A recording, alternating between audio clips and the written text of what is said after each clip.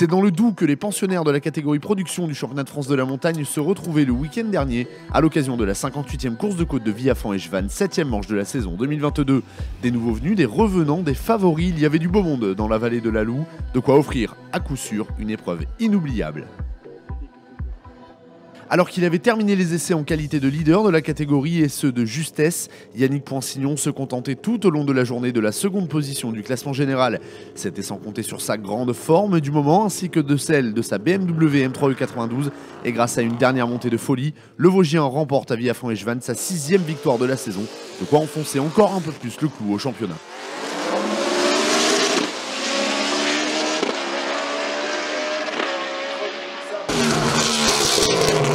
C'est la première fois depuis que je roule en GTTS qu'il y a un plateau aussi rempli. C'est de bon augure, il va y avoir de belles bagarres. Ouais.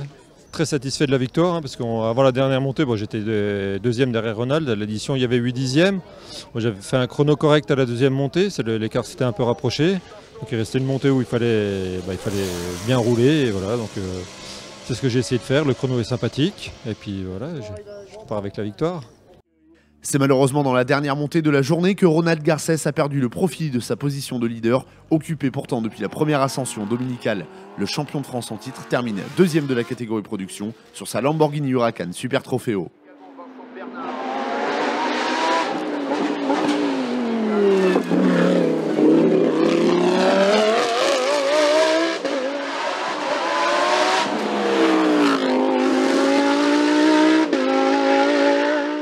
À l'image de Poinsignon, Nicolas Verver arrache dans sa dernière tentative la 3e marche du podium, de quoi parfaitement inaugurer sa toute nouvelle Porsche 997 GT3R qu'il a lui-même confectionnée.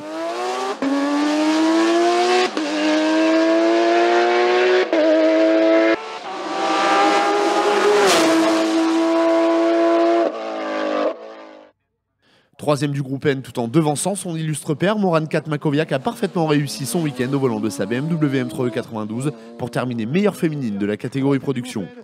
Meilleure féminine de la catégorie. Comme dans l'ouest de la France, Nicolas Delperrier s'impose en FC2 au volant de sa Simca Rally 2, ce résultat lui permettant de terminer également meilleur jeune de la catégorie production. Retour à la compétition réussi pour David Meillon, 2 ans après sa dernière apparition en championnat. Au volant de sa Lamborghini Huracan Super Trofeo, il termine 4e du scratch après avoir un temps occupé la 3e place.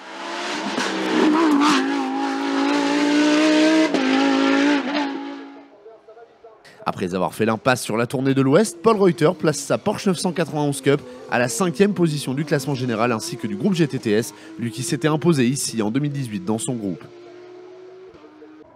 Philippe Schmitter, leader, après la première montée d'essai, place sa Renault RS01 à la 6e position, et ce malgré une petite touchée dans la dernière montée de course. 3e en 2021, Pierre Béal a prouvé que ce tracé lui allait comme un gant. Sa Volvo TC 1760 lui permet de prendre à l'arrivée la 7e place des classements Scratch et GTTS. Retour remarqué en France pour Frédéric Neff, forfait à Abrèche-Villers-Saint-Quirin, qui place sa Porsche 996 Cup à la 8e place du groupe, la 9e du général. Victime d'une légère touchette occasionnant tout de même des dégâts le samedi, Stéphane Garcia arrache à l'arrivée une fabuleuse victoire dans la classe GTTS 3 au volant de son Audi RS3 LMS. Il devance Cyril André en proie à quelques pertes de puissance sur son Opel Astra TCR, qui n'a pas hésité à porter assistance à son adversaire du week-end pour que les deux hommes puissent se battre en piste. Jean-Jacques Morel récidive et s'impose dans la classe GTTS 2 avec sa Peugeot RCZ Cup, comme à la Pommeraye, comme à Saint-Gouéno. Pour sa première apparition sur une manche du CFM, Cyril Picoche ne s'est pas trompé. Il remporte la classe GTTS 1 sur une Midjet 1300.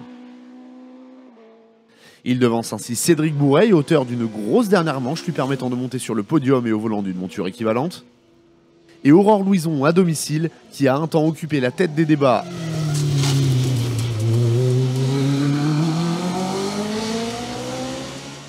Anthony Dubois s'est parfaitement illustré dans le groupe GT Sport au volant de son Alpine A110 GT4. Il signe le nouveau record du tracé de la spécialité, la victoire, et prend la 8e place au scratch.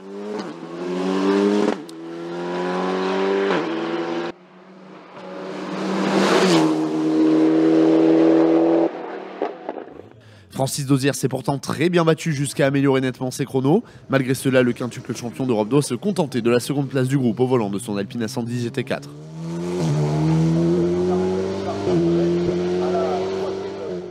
Joël Richard a dû lui aussi se battre comme un lion pour s'assurer de la troisième place de ce même groupe GT Sport au volant de sa BMW Z4 coupé.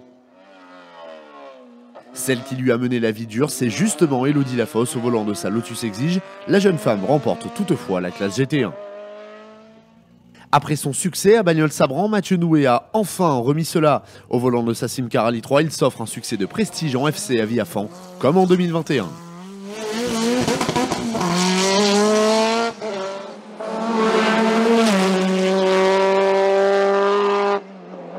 Christophe Pensignon, moins en verve tout en ayant été leader dans le Doubs, doit se contenter de la seconde position du groupe au volant de son CG Turbo.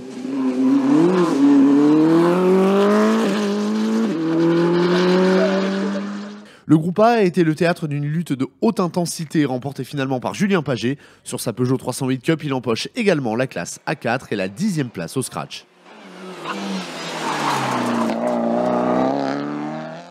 Il devance dans le groupe et dans la classe celui qui faisait à Viafan une apparition remarquée en course de côte, Denis Millet. Jean-Pierre Pop complète le podium du A4 au volant de sa 308 Cup.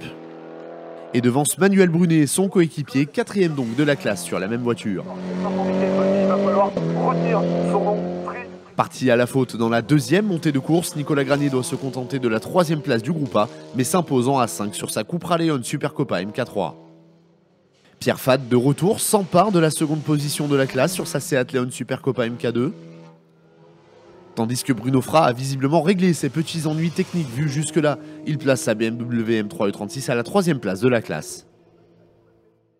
Ennuyé par un souci mécanique en milieu de journée, Michael Bonnevie a réussi l'exploit de retourner la vapeur dans la dernière montée pour imposer sa Renault Clio 3 Cup en A3. Romain Billot, solide prétendant à la victoire sur sa 2 Cup à domicile, doit se contenter à l'arrivée de la 2e position de classe. Devant Laurent Lafosse, vainqueur à Saint-Gouéno, 3e donc du A3 sur la même monture que celle de Billot. Première victoire en carrière et peut-être pas la dernière en championnat pour Alexandre Garnier dans le groupe N. Le jeune Ossonais y impose sa BMW M3 E36. Il se paie le luxe de faire chuter pour la première fois de la saison un Sébastien Lemaire pourtant déterminé, 2e du groupe avec une voiture équivalente dans les mains.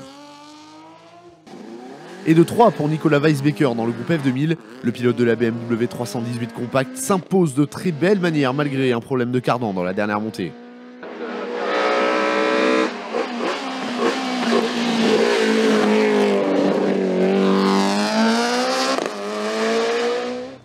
Enfin, notons la belle 2e position obtenue par Jacques Hudwiller sur sa Porsche 911 SC dans le groupe 4 du VHC Production.